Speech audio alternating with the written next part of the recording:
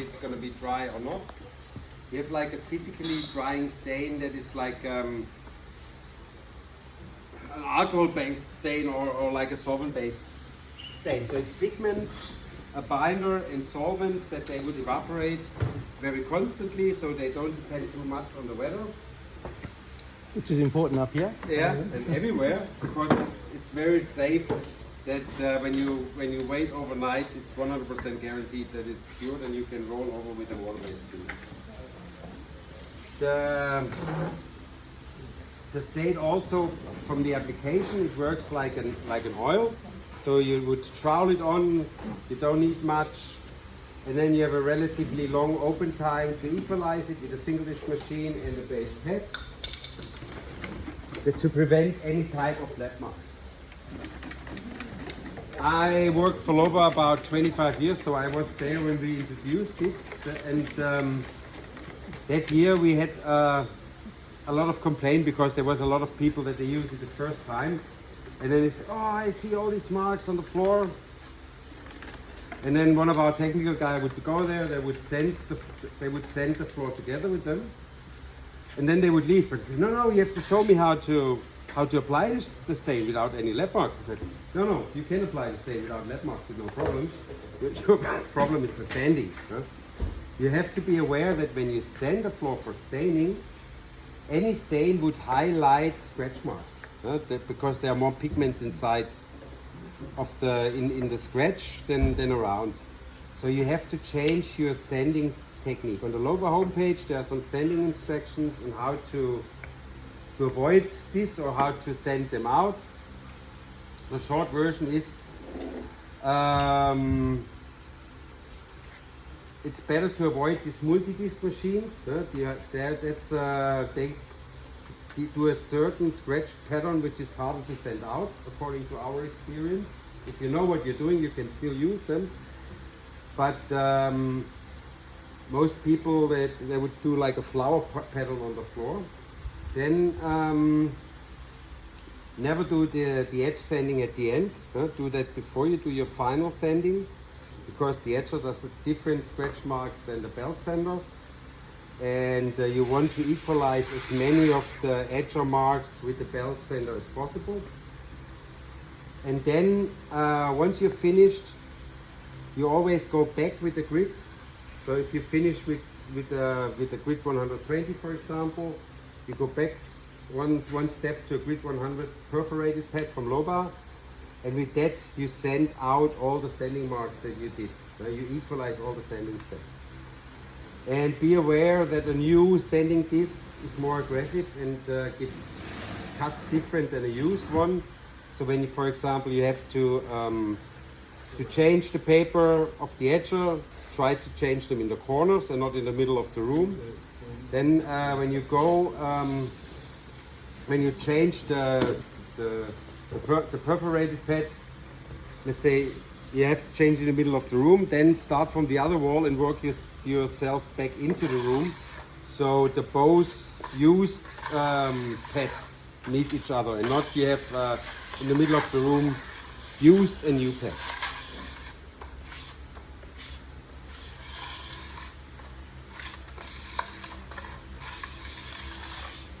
Then wait a second. And then when I pour a little bit on the floor in the new spot, and I wait.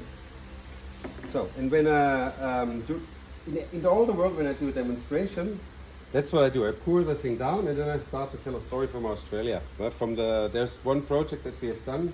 It's called the Young and Jackson pub in Melbourne. That's not there. And there they had to less stain. They had a special color, so they did half of the floor, and then Greg had to mix the other color, mix the same color, so they took like 1 or 2 days, and so after 2 days they can finish the other half of the floor. But you don't see the connection, because this stain actually dries. You can apply it lap mark free. Most of the other stains on the market, if you would wait so long, you would have a stain there. So now you can go. This will not leave a stain, hopefully.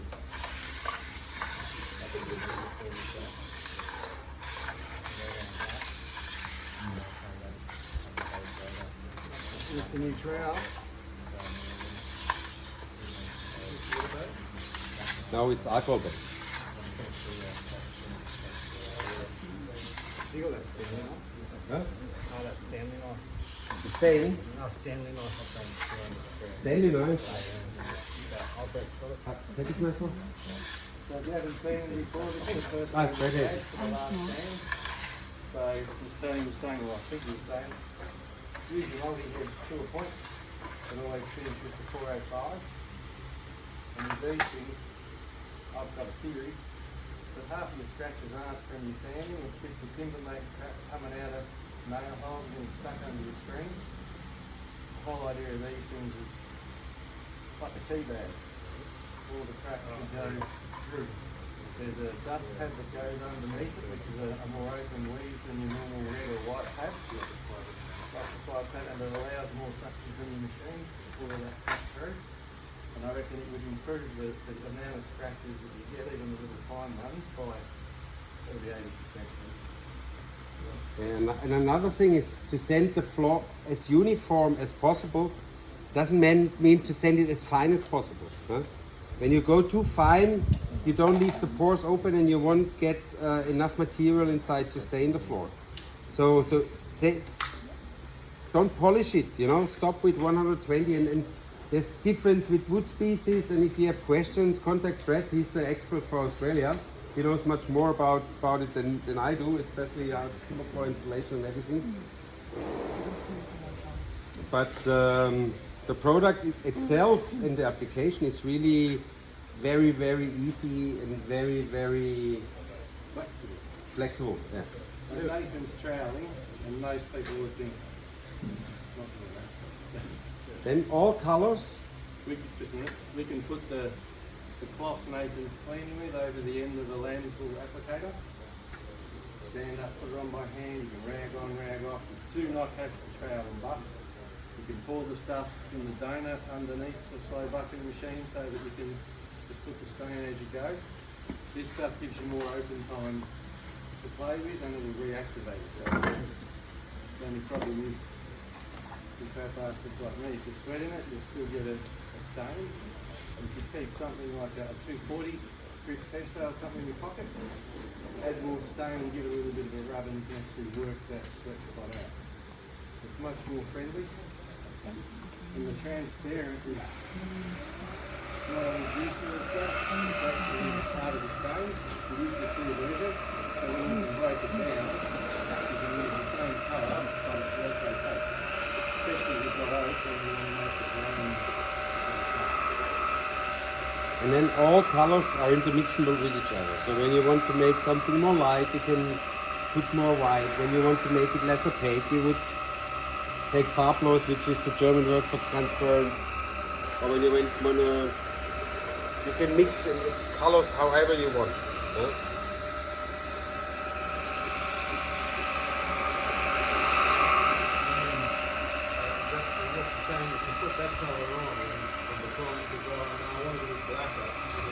No, you could do that also, but I meant you could mix before your personal tone. So your customer says you could customize the color for him. You don't have to take a Loba color. You could make his color. He would be the only person in the world to have exactly this floor. So 2 nights ago I had a Sakibura, which is a colour, 15% black, and pissed it out to 2 litres because I needed a volume of 2 litres to do the floor, and I just had the transparent as just bulked it out so I wasn't cracking more colours and So the transparent won't reduce it. Yes. You make the color, it's like a thinner, to make the color, but not just in the product, it's the same product without pigments. You cannot use it you cannot use it directly on the floor, but you can use it to mix it with other colors to make the pigments less concentrated. Yeah? Then we always recommend to use 2 pads. So when you flip around the pad after a few square meters, when you see that it's like leaving splatter marks or you know that it's full. it will fill up. Yeah. the difference between the major difference between a Loba beige pad and a beige pad that we would get here from other brands. And if you look at it, have you got one?